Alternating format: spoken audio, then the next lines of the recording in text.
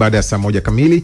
Karibuni sana kama ndio kwanza unajiunga nasi. Sisi tunaendelea kuzungumza mambo mengi kweli hapa, na tulikuwa tukizungumza na Godfrey Mchungu hapa kuhusiana na deni la taifa ambalo kwa sasa kwa mujibu wa CAG ni trilioni 97.35. Tukao tunaulizana hapa. Juzi pia nilisikia ufafanuzi kadhaa, lakini pia hata CAG mwenyewe wakati anazungumza kuhusu deni la taifa akasema limeongezeka lakini bado ni himilivu. Yes. Tunaweza kulimudu. Kwa sababu tujifunze hapa, hiyo ni elimu ya uchumi. Yes. Usikae ukaanza kuzungumza kama madeni yako ya mtaani kwenu. Hii ni elimu ya uchumi. Tunaye mchumi Bubero John Mwombeki ambaye tuko naye hapa, tutazungumzia naye mambo kadhaa kuhusiana na hili. Bwana, karibu sana. Nashukuru. Karibu sana ndugu yangu. Sana. Tuanzie hapa kwenye deni la taifa. Tukisikia deni la taifa kichumi tuelewe nini? Ni pesa ambayo tumekwenda kukopa kwa pamoja, ama ni kitu gani kinafanya linakuwa deni la taifa? Kitu kinachofanya kwanza linakuwa deni la taifa, concept kidogo ni pana, lakini iko mule ambapo lipo umeelezea. Ni hivi, deni la taifa linatokana na makusanyo ya fedha ambayo zinaweza zikawa ni za ndani na nje, ambazo sisi kama taifa tunazichukua kwenda kuwekeza kwenye miradi ambayo inaisaidia jamii ile ambayo inaishi ndani ya nchi fulani. Sasa miradi hii inaweza ikawa labda ni kama afya, inaweza ikawa labda ni reli, labda miundombinu mingine ambayo kazi yake kubwa ni kusustain ile jamii nzima ndio inakuwa inatumia kwenye nchi fulani. Sasa linakuwa deni la taifa kwa sababu gani? Kwa sababu moja, watumiaji ni wananchi, unaona, na linawagusa moja kwa moja kwa sababu wao ndio wananufaika na kuwepo kwake.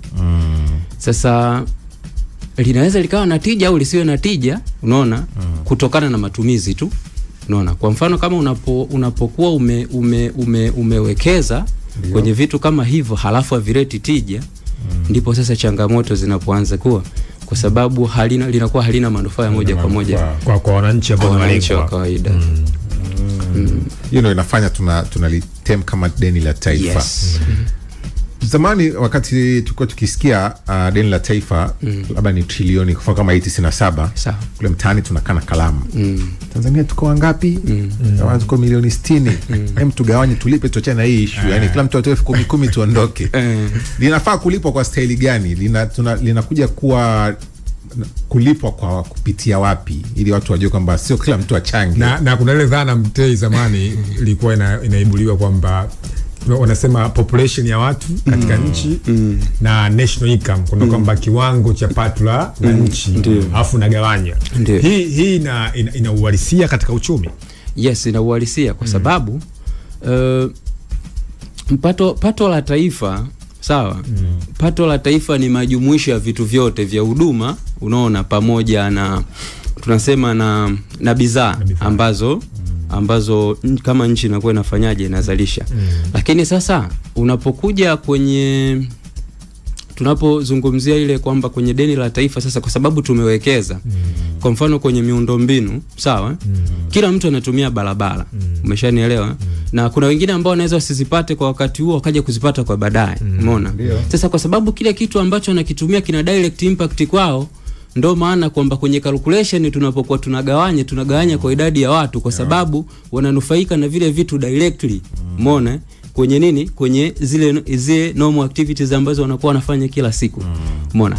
Sasa tunapoongelea sasa kuwa uhimilivu wa deni, ina maana ni kwamba yani pato letu la taifa ni kubwa kuliko lile deni ambalo kwa hiyo linalipika.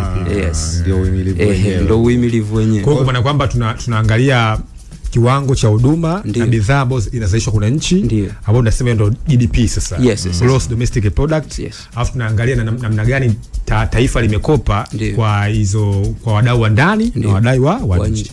Lakini sasa ukitazama kwamba kumekuwa kuna deni limekuwa likirithiwa kutoka awamu moja kwenda awamu nyingine. Na serikali imeamua kuwekeza kwenye hiyo miradi ya kimaendeleo. Unafikiri wananchi wanaelewa umuhimu kwamba tunakopa kwa lengo la kwenda kuwekeza kwenye miradi, kwa sababu kama ulivyosema kwamba serikali haina fedha au vyanzo vya mapato labda ni vichache? Wananchi wanaelewa huo umuhimu? Hapo sasa ndio uelewa mara nyingi unatakiwa uwepo kwa wananchi. Yani uelewa kidogo unakuwa ni mdogo. Yani mtu anaposikia deni la taifa anaanza kuwaza Mungu wangu. Sasa hii nadaiwa shilingi 500,000. Imetoka wapi? Sasa nafikiri labda elimu zaidi inatakiwa iende kwa mwananchi mmoja mmoja. Especially kwa mfano zinapotoka hizi taarifa, tuhakikishe kila yule ambaye linamgusa linamfikia ili apate elimu husika, kwa sababu kutokuwa na hiyo kunakuwa kunaleta tafsiri hasi, especially zinapokuwa zinatajwa zile namba. Sasa kwa mfano kama sasa hivi tumefika trilioni 90 ngapi, unaona. Sasa mtu akisikia tu hivyo anaona sasa hapa hii nchi yetu inakoelekea inaweza ikawa ni changamoto kwa kweli. Na ukitazama Mtei, tulivyotoka kwenye COVID-19 na tulivyoingia kwenye vita ya Urusi na Ukraine, nchi nyingi za Kiafrika zilipitia katika crisis, katika recession ukitazama. Sasa katika uchumi, wachumi mnashauri kwamba mnafikiri serikali ziwekeze kwenye maeneo gani ya msingi ili sasa kwamba tuweze kuondokana hii hali ambayo huko Marekani na kwamba inajitoa kwenye misaada fulani, kuna hivyo vikwazo vya kiuchumi? Wachumi mnashauri katika hili? Sisi mara nyingi ambacho tunaishaurigi mara nyingi serikali iwekeze kwenye vitu ambavyo vyenye tija. Yani kwa mfano kitu ambacho kitaleta urahisi, yani kimfanye mwananchi asitumie muda mwingi unaona kwenye kukwama, yani kwenye uzalishaji, ladha kimsaidie yeye kuzalisha. Kwa mfano unapokuwa na labda na barabara nzuri, umeshanielewa, inamsaidia ule mwananchi kwenye kuflow. Yani kwa mfano kama natoka sehemu moja kwenda nyingine, unaona, atafika kwa wakati na atafanya kitu kwa wakati. Biashara zitafanyika. Kwa mfano kama reli, bidhaa zitamove kutoka sehemu moja kwenda sehemu nyingine kwa gharama nafuu, unaona, itamsaidia hata yule mwananchi ambaye yuko huko yani remote areas ambazo hazifikiki kirahisi, umeona. Sasa ukiwa na maeneo ya uwekezaji kama hayo, unaona, kimsingi ni kwamba moja, inaleta uzalishaji kwenye nchi. Ina maana tija sasa inaanza kuonekana kwamba kama ni bidhaa zinazalishwa labda tuseme Songea huko, inakuwa ni rahisi kufika Dar es Salaam hapa zikauzwa, kukaa kuna mzunguko wa pesa, watu wakapata faida na wengine wakaajiriwa. Then inapokuwa na namna hiyo, sasa ndipo inapoleta kile kipato cha mmoja mmoja, ambapo anakuwa sasa na ile spending power na yenyewe inakuwa inaongezeka, unaona. Sasa na yale makusanyo pia kwa upande wa serikali nawe yanakuwa yanapatikana. Kuna uwezekano wa taifa, hata ukitolea mfano nje ya Tanzania, kuna uwezekano taifa lolote kujiendesha bila kuwa na mikopo?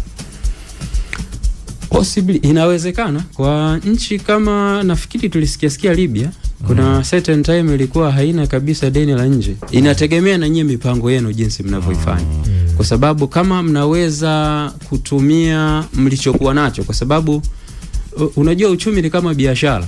Yani inatakiwa huwe na mtaji wa kutosha, unaona, ili uweze kuwekeza, and then ule mtaji uweze kuendesha kile ambacho wewe umekiwekeza, unaona.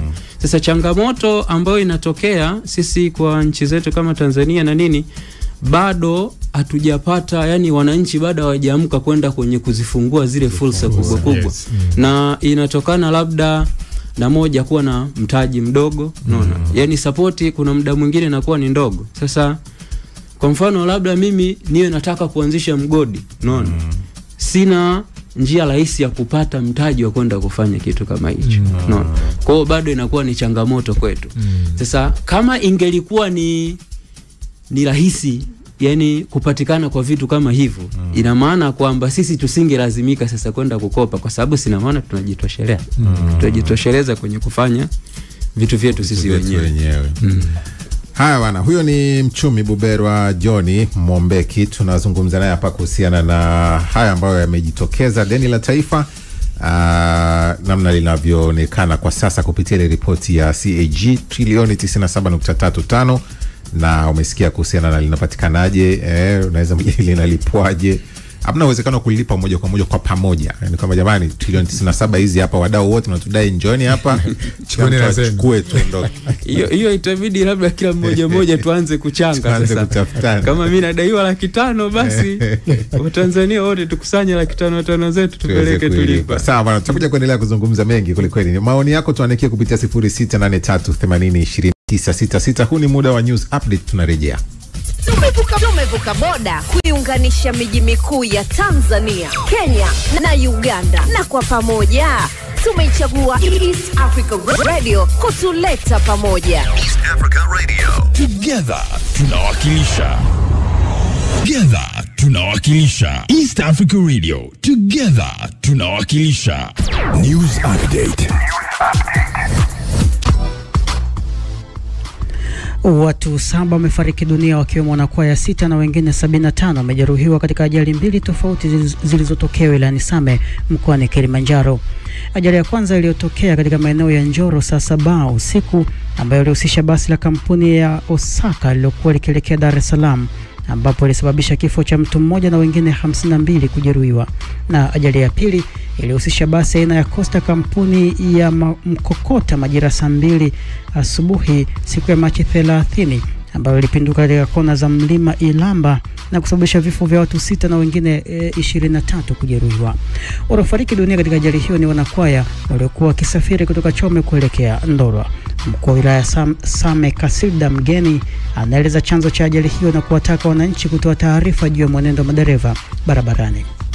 Kwa hiyo hali sio nzuri, lakini nawashukuru sana madaktari wangu DMO wa wilaya ya Same, wamefanya kazi usiku wote mpaka sasa hivi, hakuna aliyeenda kulala ili kuokoa maisha ya majeruhi ambao wameletwa hapa kwenye hospitali yetu ya wilaya.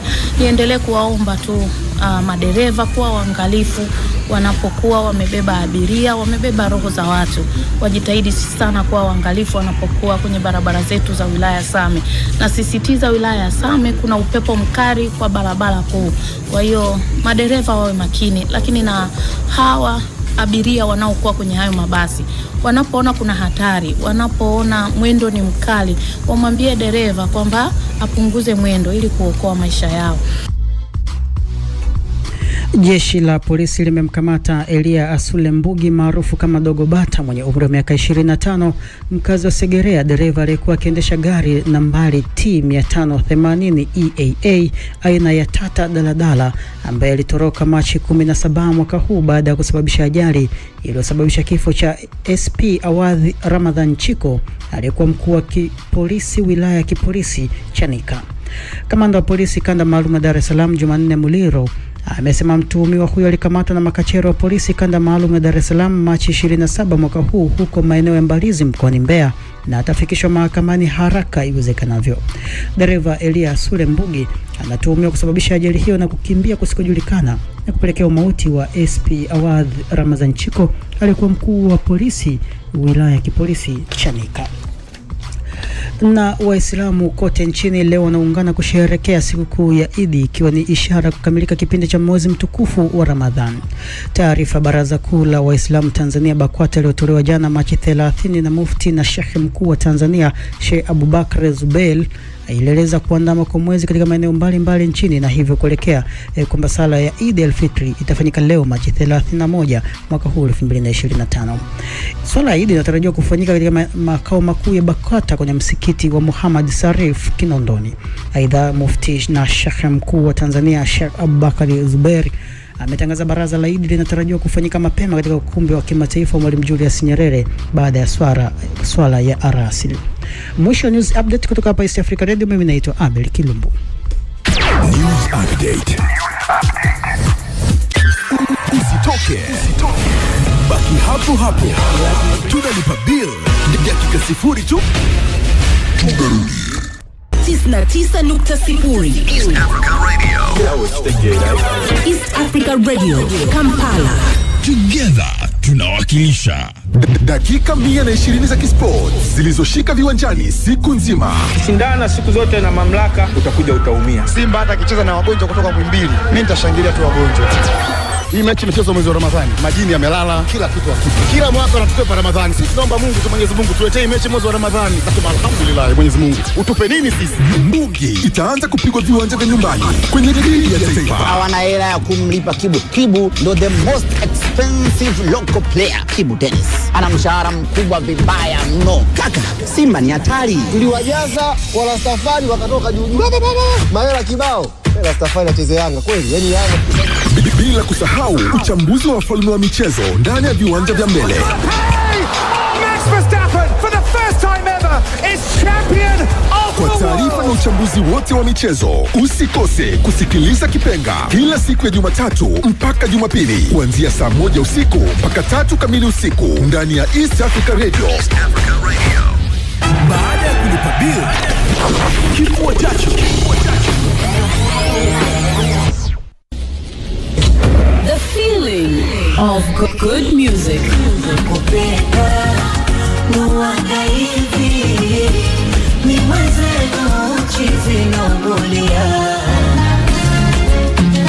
Radio.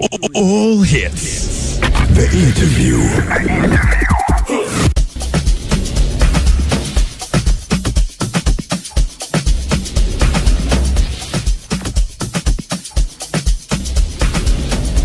Kwa hiyo Rais Samia tarehe 19 aliapishwa kwa rais wa Tanzania. Na alipoapishwa alirithi mikoba iliyokuwa imeachwa na Magufuli. Magufuli alikuwa anasema hapa kazi tu. Na alianzisha miradi mikubwa. Ila Mungu hakumpa nafasi ya kuiendeleza. Alianzisha reli akaijenga mpaka Morogoro. Ilikuwa haijafika Morogoro, haijakamilika. Akaondoka. Alianzisha bwawa la umeme kule Rufiji na akalipa jina la baba wa taifa Mwalimu Julius Nyerere. Alianzisha ujenzi wa vitu vingi pamoja na daraja la Busisi, Kigongo Busisi. Nataja miradi michache ile ambayo ni mikubwa na ya gharama. Kwa alipoondoka Watanzania walilia na wakini wanasema sasa itakuwaje? Miradi hii itaendeleaje? Lakini alipoapishwa Rais Samia akatupa maneno mawili tu. Kazi iendelee. Ipi? Hiyo iliyoachwa. Maana walikuwa watu wanahofu kwa itaendelea. Na akatupa kauli mbiu ya kutupa moyo kwamba kazi ifanye nini? Iendelee. Sasa na waulizi imeendelea au haiendelei? Imeendelea. Imeendelea sana.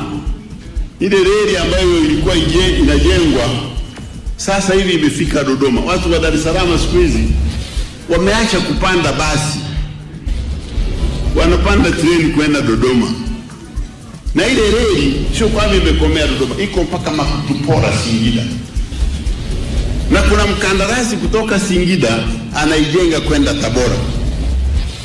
Na nyinyi ni mashahidi kwamba reli ile imeanza kujengwa Mwanza kuelekea Isaka. Na Isaka iko katika mkoa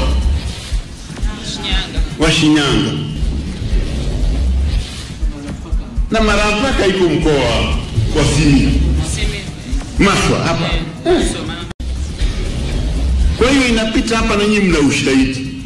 Inajengwa imefikia 70%. Lakini kuna mkandarasi anaijenga kutoka Isaka kwenda Tabora. Kwa yule wa Makutupora akifika Tabora na huyu wa Isaka akafika Tabora, kwa miaka 2-3 ijayo baada ya uchaguzi reli ile itafika Mwanza. Inawezekana kabisa. Kazi inaendelea. Bwawa la umeme marehemu. The interview.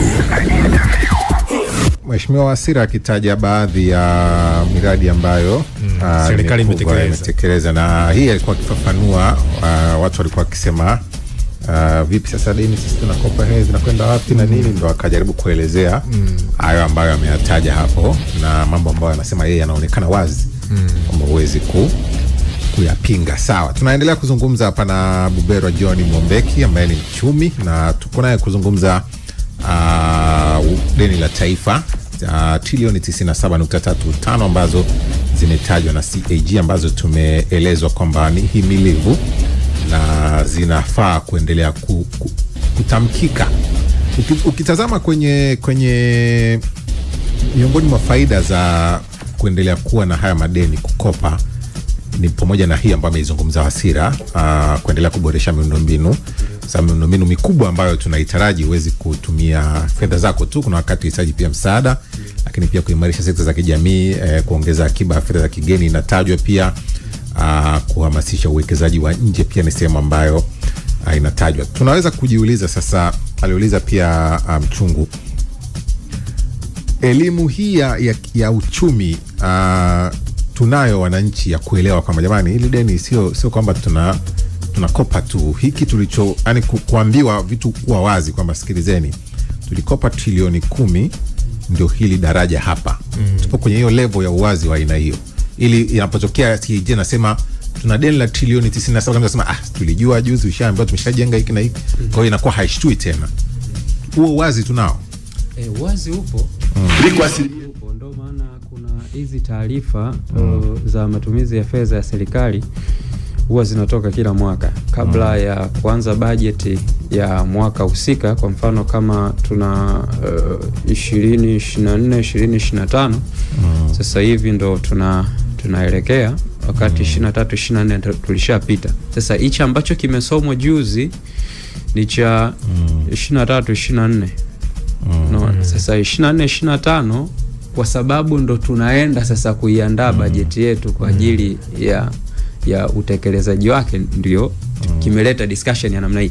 Lakini uwazi upo kwa sababu, kwa maana moja ni takwa la kikatiba. Katiba yetu inaamuru tufanye hivyo, kwa sababu huwezi ukawa na biashara au unachukua pesa za watu unazitawanya tu unapeleka bila ukaguzi sieleweke zinaelekea wapi. Kwa uwazi wa namna hiyo upo.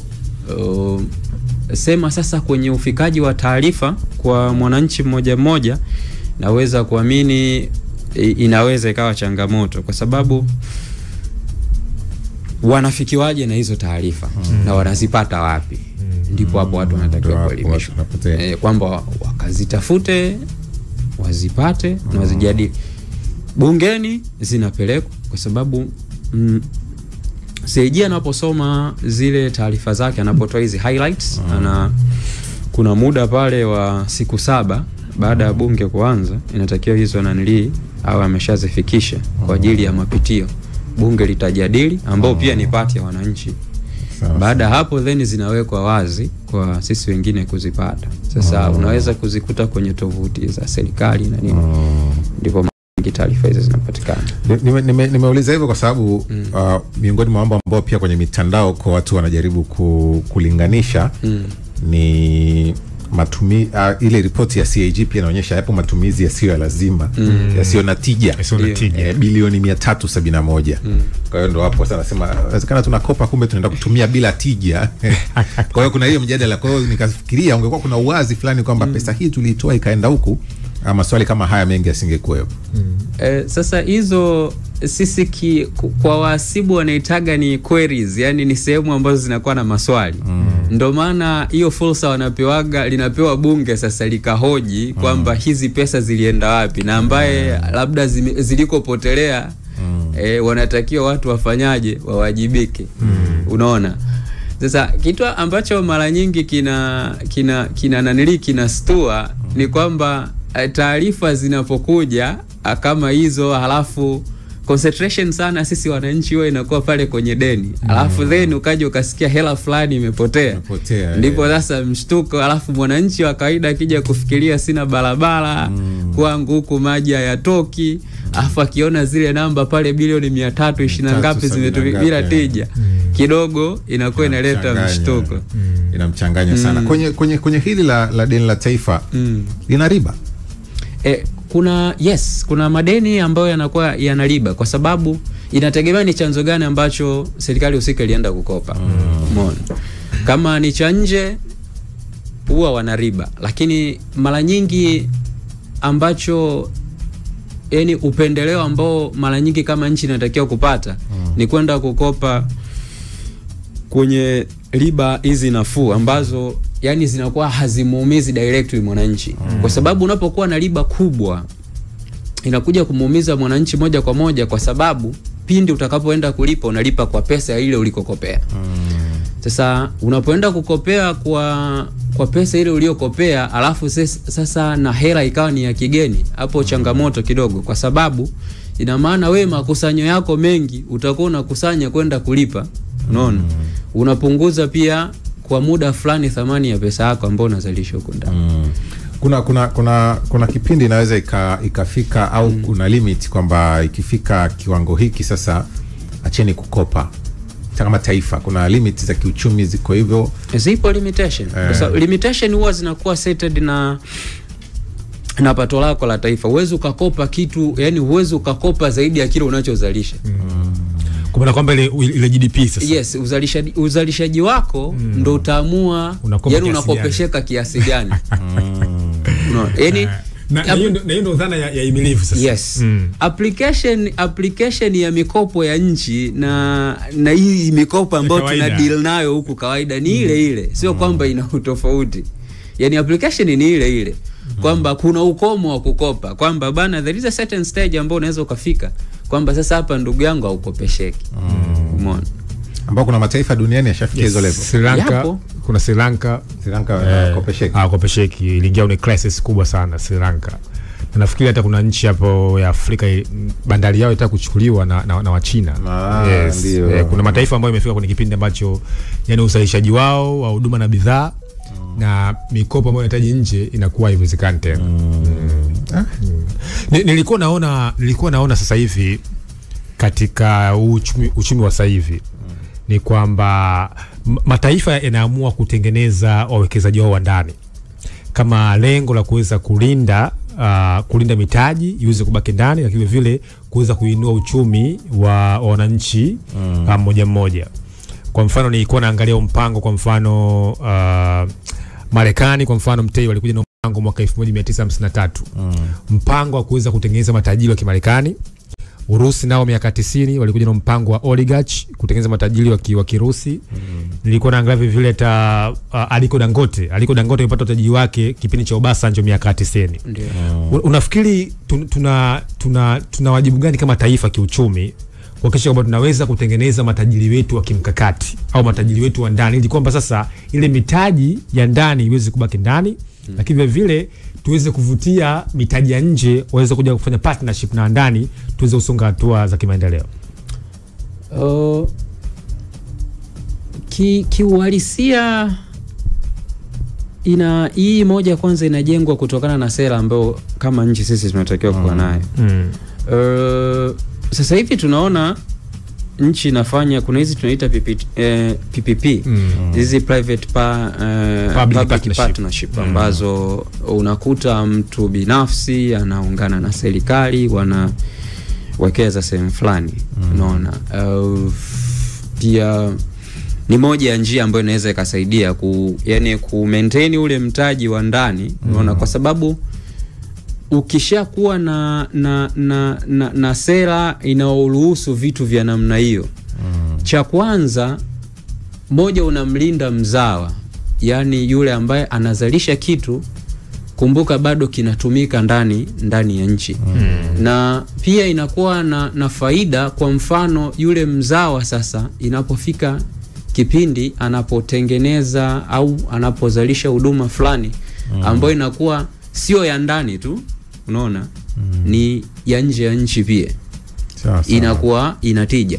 Kwa mfano sasa ikifikia hatua ya namna hiyo, na sera mara nyingi, kwa sababu ni swala la kisera, yani sera yako ikiwa inatoa huo wigo, inaleta manufaa ya kinamna hiyo. Kama mabenki yanaweza yakawa yametoa huduma ndani ya nchi, sasa huduma imepanuka wigo, wanavuka mipaka, it's fine.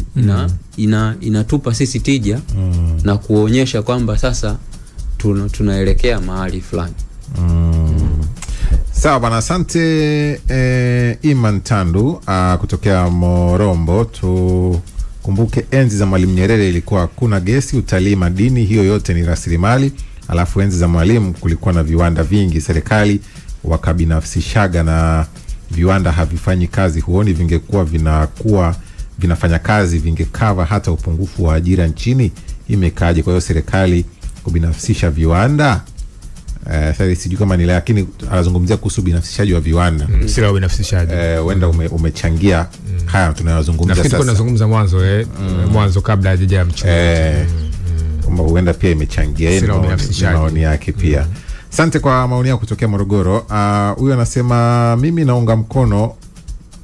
Sawa, asante. Anazungumza yale ya Morning Express. Tukae hapa kwenye hili ambalo tunalizungumza bado.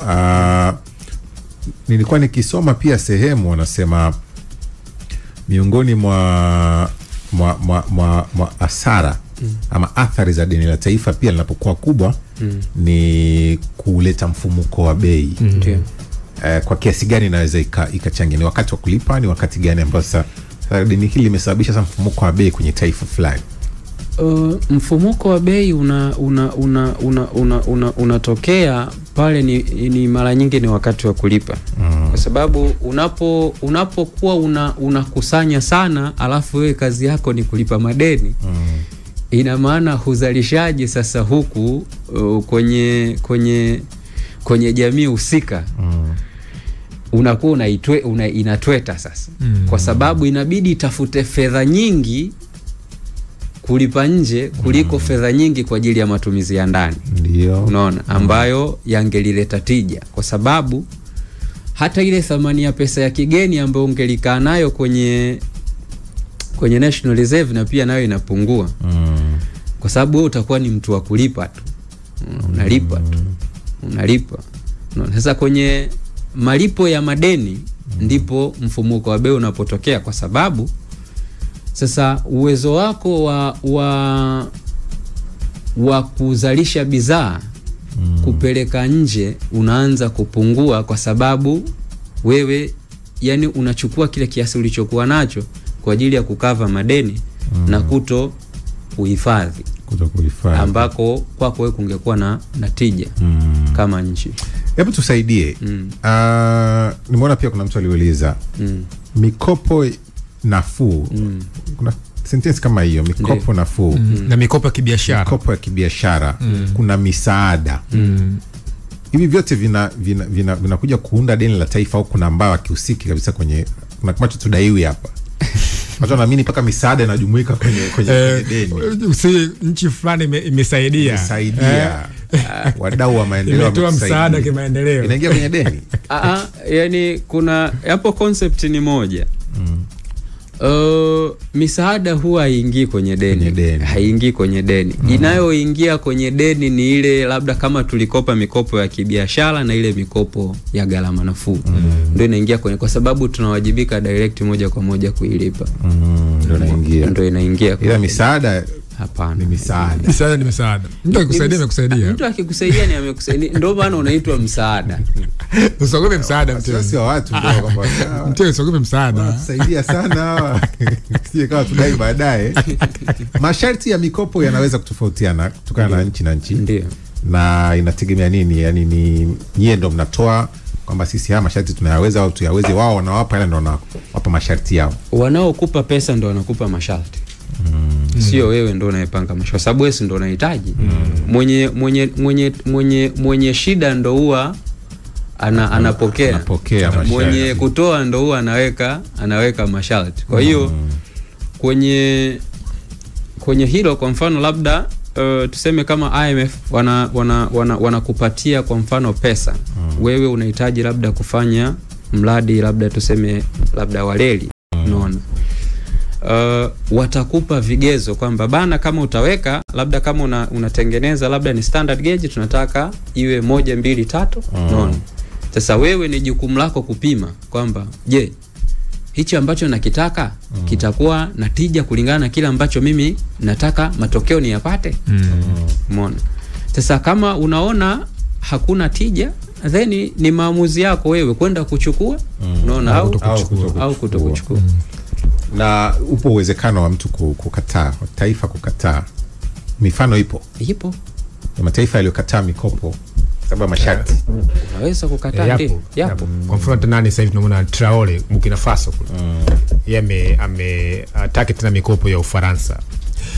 Yes, anataka kuja na hizo sera za kujitegemea zaidi. Kuna hii zana ya kwa sababu uchumi wa nchi unajengwa na watu wako. Si ndio? Ndio. Na kuna dhana moja kwenye uchumi inasema kwamba ili muweze kupata maendeleo mnahitaji kuwa na kundi kubwa la watu ambao linazalisha. Yaani kundi la uzalishaji liweze kuwa kubwa zaidi. Sio kundi tegemezi, kwa sababu kundi kubwa liko tegemezi, tafsiri ni kwamba serikali itaweza kuhudumia lile kundi. Ndio. Unafikiri katika dhana hiyo ni kwamba Tanzania itakuwa ifanye nini kwenye swala zima la kiuchumi ili kuhakikisha kwamba watu wengi wanakuwa kuna sehemu ya uzalishaji na wanakuwa na tija katika uchumi wa taifa?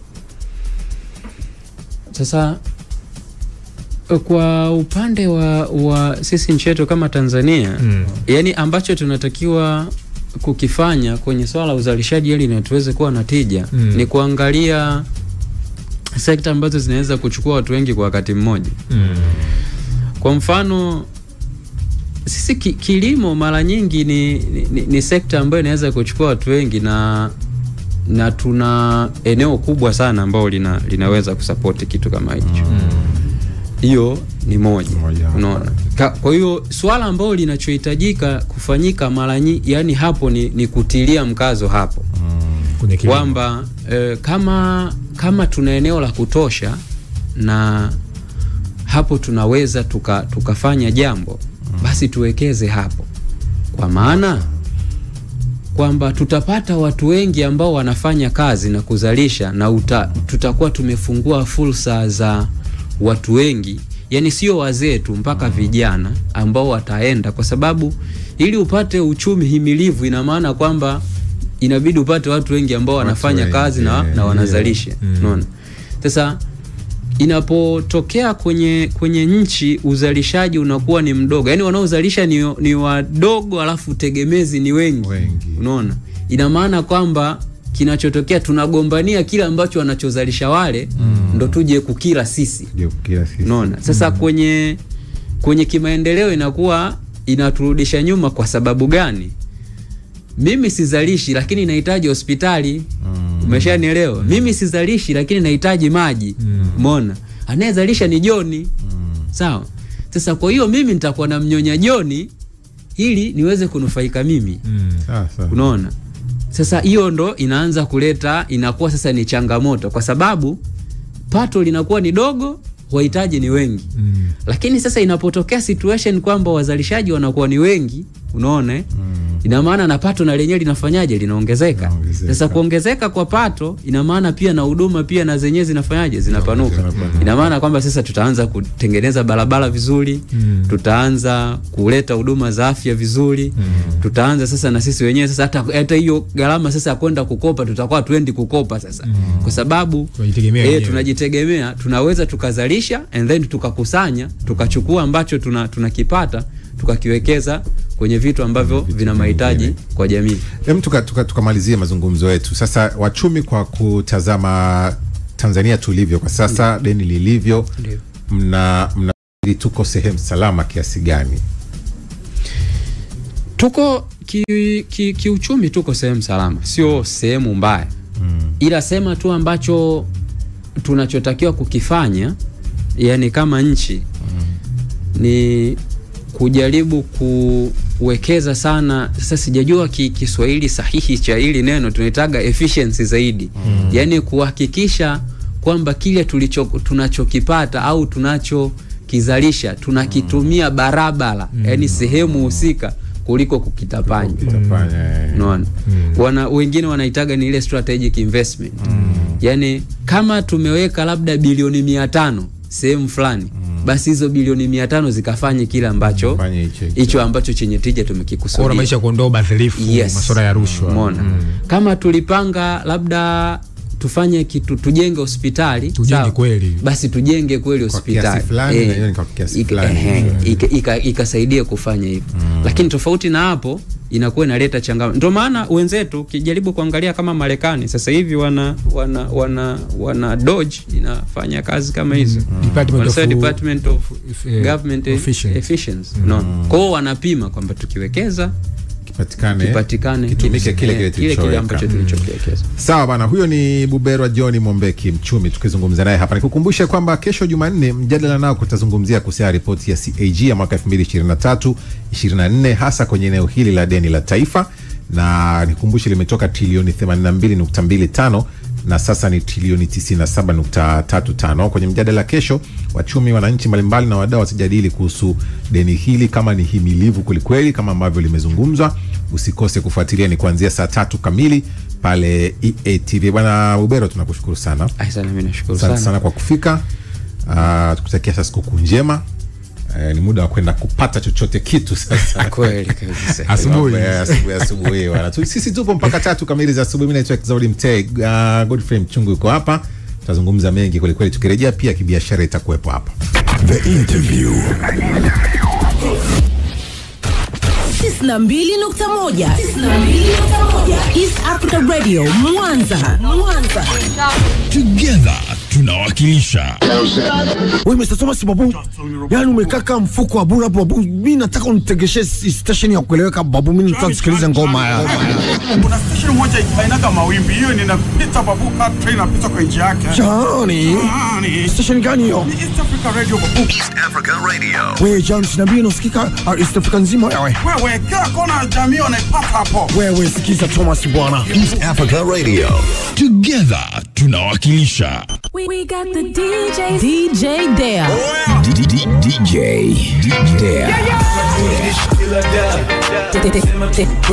Mimi ni professional. DJ.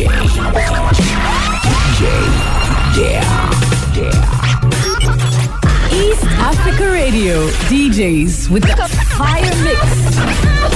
East Africa Radio. All hits. Baada ya kulipa bill, kifua chacho.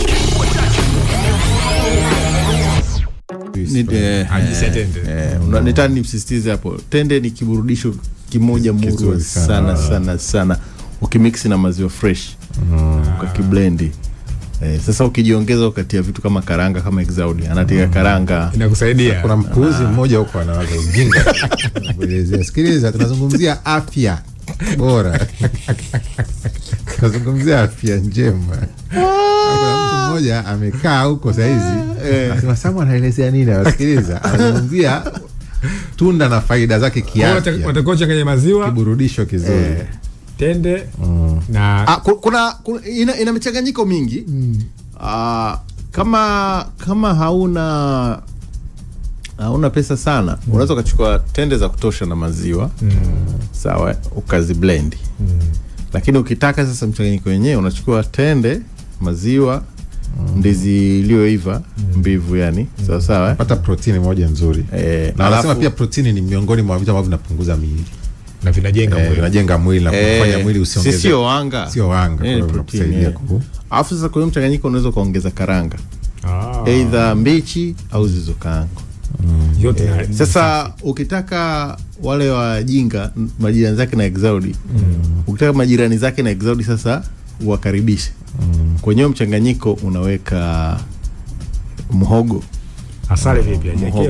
Naelekea. Unachukua muhogo mbichi unaweka. Unachukua asali unaweka. Unachukua boga iliyochemshwa pia unaweka. Alafu una blend. Maji inakuwa kidogo sana. Pale utakachopata ni uji mzito. Sasa kwa mujibu wa kwa mujibu wa majirani zake na Exaudi, walio kwa nawaza hicho ambacho hiyo inawafaa kwa majirani zake Exaudi. Lakini kama unataka kusukumizia labda sikukuu yako leo, mara nyingi leo inakuwa biriani. Si nzuri pia kwa sisi ambao watu tunafunga mara kwa mara. Kwa sababu cha kwanza nacholeta ni energy. Pale inakupa energy yako ya kuendelea. Hivi zinazalishwa Zanzibar? Kwa wingi. Patikana kwa wingi. Sio. Unajua sijawahi kuona mti wa mtende. Yaani ni tunda fulani wanachuma au wanaweza chimba chini. Muuliza mkulima Abeli sasa. Lakini Abeli ndo mkulima mzuri. Kati ya mazao ya kimkakati ambayo huwa yanafanikiwa kwa misimu ni tende. Ndio kwa msimu huu anauza sana. Biashara nzuri. Unaona tofauti na tunavyopigiana kelele kwamba ina energy ambayo kwa watu ambao wanafunga wanakuwa wanaipata kupitia hapo. Asante kwa Zungulakati kutoka Ititi Center, anasema pia anafuatilia na kuwatakia Waislamu wote mfungo mwema. Eti mfungo mwema, sikukuu njema. Mimi ndo nimemchanganya, kaandika sikukuu njema. Lakini pia asante kwa wale wote ambao mnatufuatilia kupitia kwenye kurasa wetu wa YouTube. Asante kwa wale ambao pia mnatufuatilia kupitia kwenye eneo letu la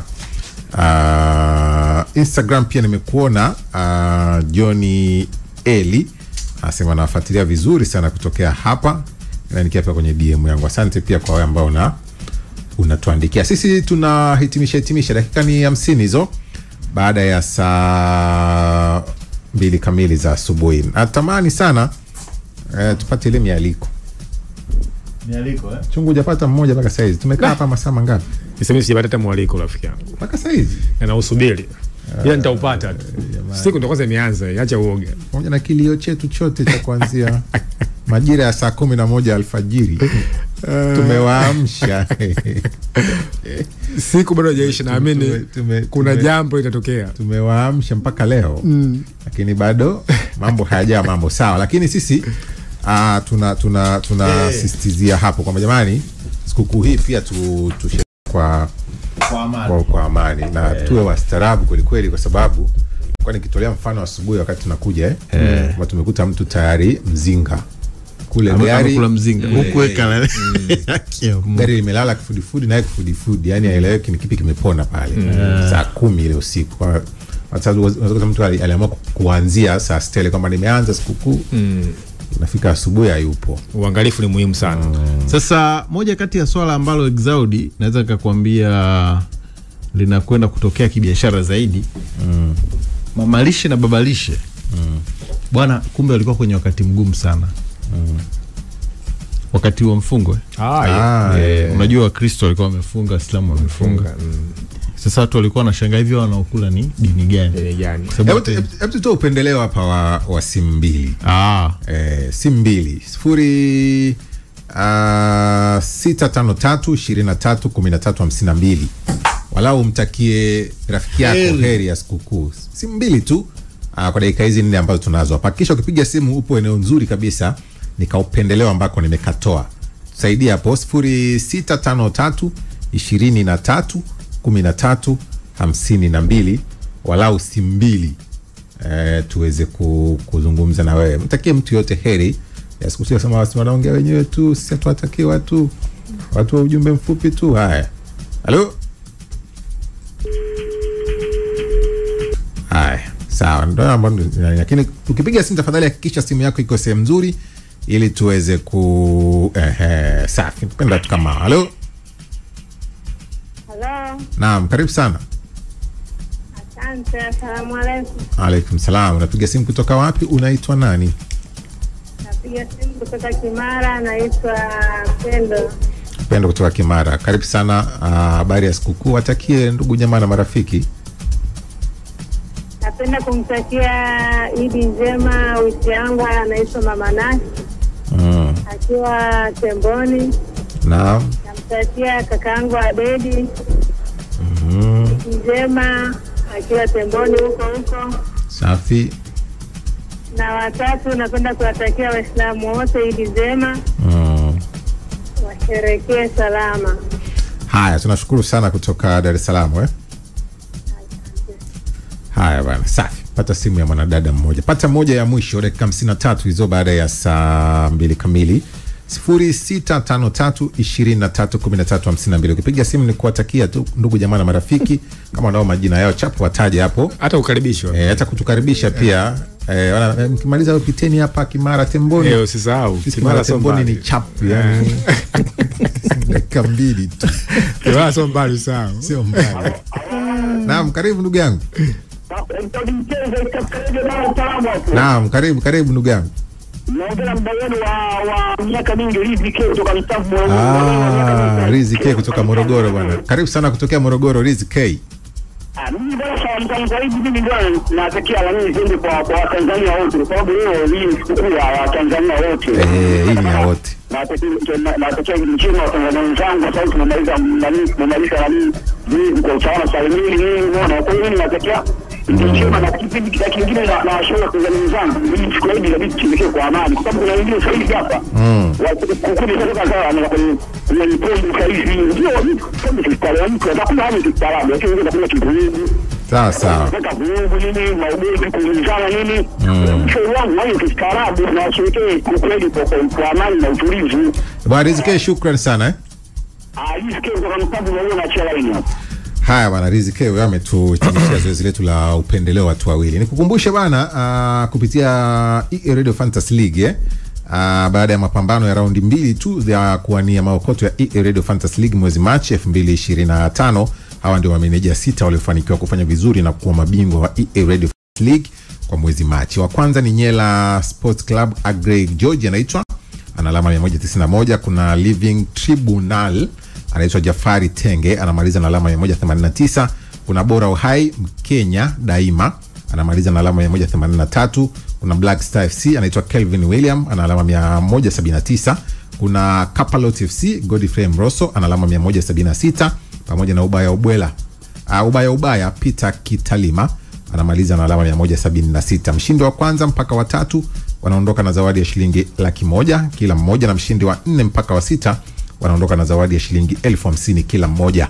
Na zawadi za mabingwa EA Radio Fantasy League mwezi Februari na March zote zitatolewa Aprili 6, 2025. Ni wapi? Utafahamishwa. EA Radio Fantasy League 2024-25, vigezo na masharti vinazingatiwa. Bwana tuondokeni. Sasa cha kuzingatia bwana, tusipeane masharti magumu kwenye kualikana. Masharti yasiwe magumu sana. Kuna jamaa yangu mmoja mpaka sasa hivi amesha yakanyaga anaitwa Jose, amefika pale ikabidi sasa avae nguo za kanzu. Sasa kufika akaambiwa bwana sikiliza, unaonekana wewe haupo na sisi tuambie nguzo 5 za Kiislamu. Jose bwana akawajibu inategemea na ukubwa wa msikiti. Wakamfukuza. Tule kwanza. Wewe nguzo 5 inategemea na ukubwa wa msikiti wapi na wapi. Kwa jamaa tusipende masharti magumu, tualikane tu. Kesho na yeye pia ni Idipili, tutakuwa hapa pia kuzungumza na wewe. Karibuni sana kwa wale ambao hamna pa kwenda. Njoni tukae pamoja tujadili kwa nini hatuna pa kwenda. Tujadili matatizo ya deni la taifa. Bwana tunashukuru sana kwa niaba ya wote ambao walisikika hapa, Runa Mabai na wengine wote ambao pia waliwasikia. Godfrey Mchungu alikuwa hapa, Samson Charles, tunawashukuru. Tuwatakie tu siku njema. Kesho nayo ni siku nyingine. Huyu anaitwa Mario, yupo na BN kutoka